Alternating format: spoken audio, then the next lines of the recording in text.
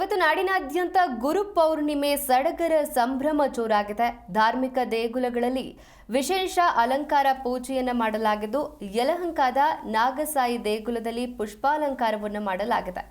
ಇನ್ನು ಡೊಳ್ಳು ಕುಣಿತ, ಭಜನೆ ಸೇರಿ ಕಲಾ ತಂಡಗಳು ಭಾಗಿಯಾಗಿದ್ದು, ನಾಗಸಾಯಿ ದರ್ಶನಕ್ಕೆ ಸಾಲು ಕಟ್ಟಿ ಭಕ್ತಾದಿಗಳು ನಿಂತಿದ್ರು.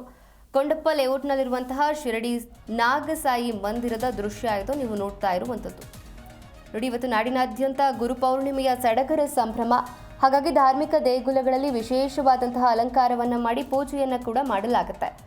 ಯಲಹಂಕದ ನಾಗಸಾಯಿ ದೇಗುಲದಲ್ಲೂ ಕೂಡ ಪುಷ್ಪಾಲಂಕಾರವನ್ನು ಮಾಡಿ ಡೊಳ್ಳು ಕುಣಿತ, ಭಜನೆ ಸೇರಿ ಕಲಾ ತಂಡಗಳು ಭಾಗಿಯಾಗಿತ್ತು.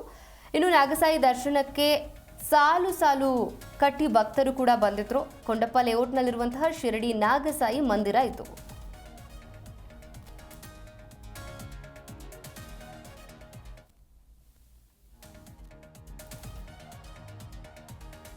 ಇವತ್ತು ನಾಡಿನಾದ್ಯಂತ ಗುರುಪೌರ್ಣಿಮೆಯ ಸಡಗರ ಸಂಭ್ರಮ. ಹಾಗಾಗಿ ಧಾರ್ಮಿಕ ದೇಗುಲಗಳಲ್ಲಿ ವಿಶೇಷವಾಗಿ ದೇವರ ಅಲಂಕಾರವನ್ನು ಮಾಡಿ ಪೂಜೆಯನ್ನು ಕೂಡ ಮಾಡಲಾಗುತ್ತೆ.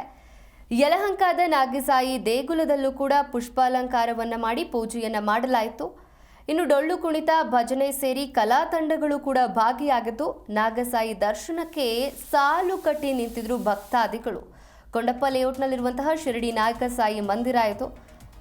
ಇನ್ನು ಗುರುಪೂರ್ಣಿಮೆ ಹಿನ್ನೆಲೆ ಯಲಹಂಕದ ನಾಗಸಾಯಿ ಮಂದಿರದಲ್ಲಿ ವಿಶೇಷ ಪುಷ್ಪ ಅಲಂಕಾರವನ್ನು ಕೂಡ ಮಾಡಲಾಗಿದ್ದು, ಡೊಳ್ಳು ಕುಣಿತ, ಭಜನೆ ತಂಡ ಸೇರಿ ಹಲವಾರು ಕಲಾ ತಂಡಗಳು ಕೂಡ ಭಾಗಿಯಾಗಿದ್ವು. ಗುರುಪೌರ್ಣಿಮೆ ಅಂಗವಾಗಿ ದೇವಾಲಯ ಆವರಣದಲ್ಲಿ ರಕ್ತದಾನ ಶಿಬಿರವನ್ನು ಕೂಡ ಆಯೋಜನೆ ಮಾಡಲಾಗಿತ್ತು. ಇನ್ನೊಂದು ಕಡೆ ಬೆಳಗ್ಗೆಯಿಂದಲೂ ಕೂಡ ಅನ್ನದಾನವನ್ನು ದೇವಸ್ಥಾನ ಆಡಳಿತ ಮಂಡಳಿ ಪ್ರಾರಂಭಿಸಿತ್ತು. ಯಲಹಂಕದ ಕೊಂಡಪ್ಪ ಲೇಔಟ್ನ ಶ್ರೀ ಶಿರಡಿ ನಾಗಸಾಯಿ ಮಂದಿರ.